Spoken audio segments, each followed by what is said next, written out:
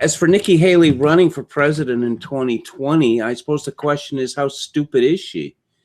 Ann Coulter tweeted, the Trump cabinet gained 10 IQ points with Nikki's resignation. Yes. She is a standard issue neocon bot. She is a Christian, only she's not a Christian. She's a Christian and a Sikh at the same time, which is very interesting to pull off, you know. Her name is actually Nimrata, not Nikki. She has 2 children with her husband, neither of whom have American names. She was first elected to office at 32 years of age. She is a political lifer. She's a warmonger, raging against Russia and Syria. Does she seem like an attractive candidate to you, Luke? No, but I'm embarrassed to say many of my Orthodox Jewish friends are incredibly enthusiastic. Much of the Never Trump crowd that I know in my personal life, they are huge Nikki Haley fans. Well, and Nikki is part of the Israel First contingent in American politics, so what you're telling me doesn't surprise me. Ambassador to the United Nations. I recall a time when that was a high-profile job. It's not a high-profile job anymore, and it's not going to be a high-profile job under Donald Trump, because Donald Trump does not have a very high opinion of the United Nations. He does not see the United Nations as a partner of the United States. He sees it as an enemy of the United States. Many of the same people who are tremendously enthusiastic about Sarah Palin are tremendously enthusiastic about Nikki Haley. And Haley and Palin have a lot of things in common. They are good-looking women. They have a certain telegenic quality.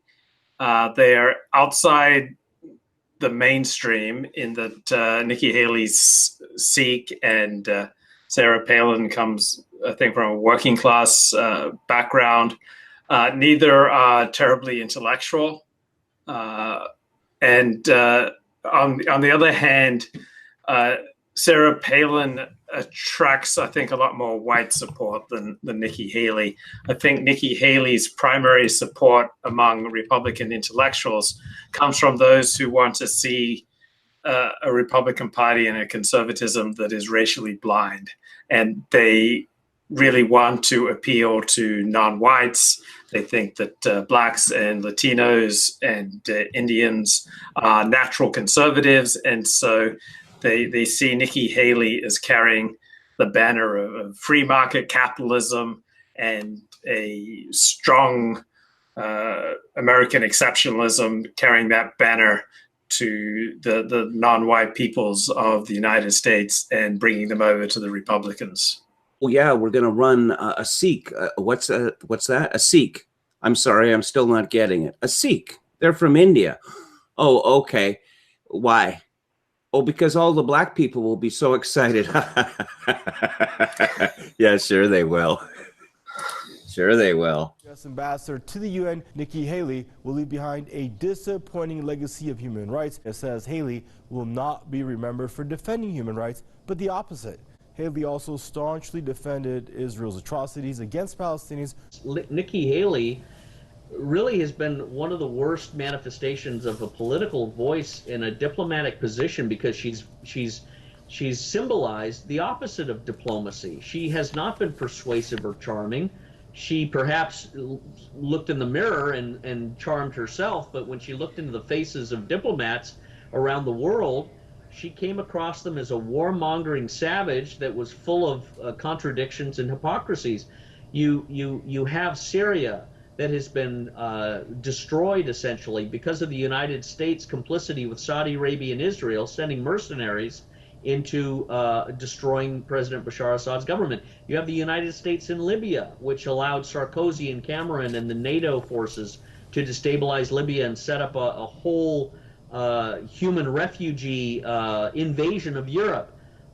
You have Russia, you have Iran. Nikki Haley is constantly been condemning Russia and Iran with false accusations. And of course, Israel is her number one idol that she bows to in this worshiping delusional mantra that any organization and any person that says or criticizes Israel for its human rights abuses and its apartheid and its genocide is somehow an enemy of human rights, somehow is an enemy of democracy. So I don't think anyone will miss Nikki Haley. A dismemberment or a separation of this Mike Pompeo, John Bolton, Nikki Haley Zionist cabal, which has been pushing war ever since President Trump got in. And I think Trump is a victim of that. Even though he's responsible, he's a victim of his own ignorance because he's never served in the military, he's never been in politics, he's never held a clearance, and he's constantly surrounded by these people that regurgitate the mantra of Zionism and global war, and America needs to dominate everyone. And I hope he separates from that, because if he doesn't, he'll be a one-term president or worse. That Nikki Haley's resignation announcement, remember, she's not actually leaving till the end of the year, came the day after an ethics watchdog group requested an investigation into her flights on private jets. The watchdog group is claiming that she improperly disclosed, I think it's 6 or 7 flights on private jets on her 2017 financial disclosure. This is the response that UN Ambassador Nikki Haley had when she learned about what Israel's military is doing. Nikki Haley, on her own, is a disgusting, disastrous, neoconservative, Zionist, warmongering lunatic who seems hell-bent on starting a World War III, basically, for the interest of the Israel lobby. And this is a fact. This is a fact. We all know this. We all know this. And to deny this basic subset of reality is absolutely foolish. Nikki Haley is a disaster. Nikki Haley took down the Stars and Bars as the state flag of South Carolina, which is criminal. Nikki Haley is the strong female leader that we need. And she reminds me so much of my hero, Ronald Reagan, because her policy towards Russia is so hostile that it just may cause a nuclear war. And I want to say that's exactly what we need. We boomers are strong people. We are strong people, and we are ashamed of the weak millennial generation that we raised. And one of the ways that we prove we're strong is we endlessly vote for foreign wars that annihilate other countries, and then, of course, force our children to pay for it through taxes for the rest of their lives. He had sex with Nikki Haley. Larry Marchant says the one-night stand happened in 2008, and he says both he and Haley were married at the time. Nikki Haley said Sunday that as a general principle, people should avoid blaming or second-guessing sexual harassment accusers. The ambassador's comments come 2 days after President Donald Trump deviated from his previously measured comments about a sexual assault allegation recently levied against Supreme Court nominee Brett Kavanaugh by Christine Blasey Ford. But she's also a darling of the American Enterprise Institute and the Koch brothers. I don't think people really know how invested the more free market-oriented type people are in Nikki Haley. And this is, to me, one of the other things which is bad. Like Ben Shapiro, Ali Stuckey, these like Zionist conservatives, these like Jewish, whatever you have going on there. The Israel stuff is pretty obvious. I think that's pretty easy to win on. This idea that America is a country for anyone and everyone to come here and participate in our economy. And that's what Nikki Haley believes. And she used Koch brother money. She used Sheldon Adelson money.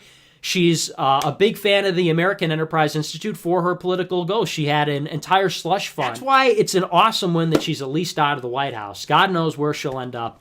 Hopefully she can't do any more damage. I'd like to think that if she launched a 2020 presidential bid that it wouldn't go anywhere.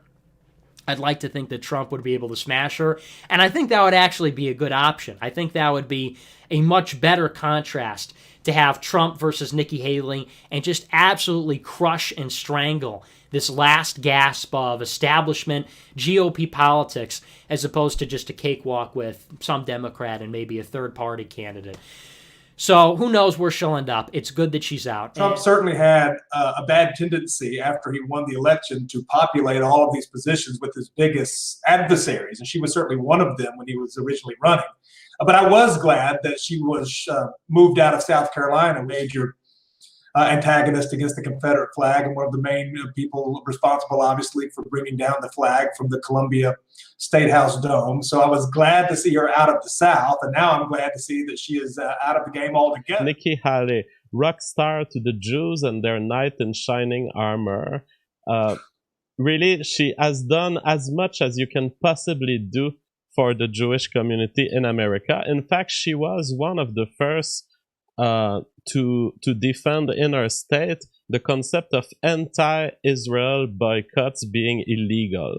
So she made in her state the policy that if you boycott the state of Israel, you cannot receive grants from the government.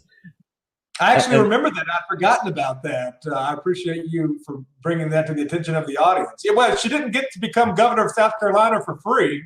You know that. And so she certainly had to play the game. Whether that's her real feelings or just what she had to do in order to get elected, who's to say?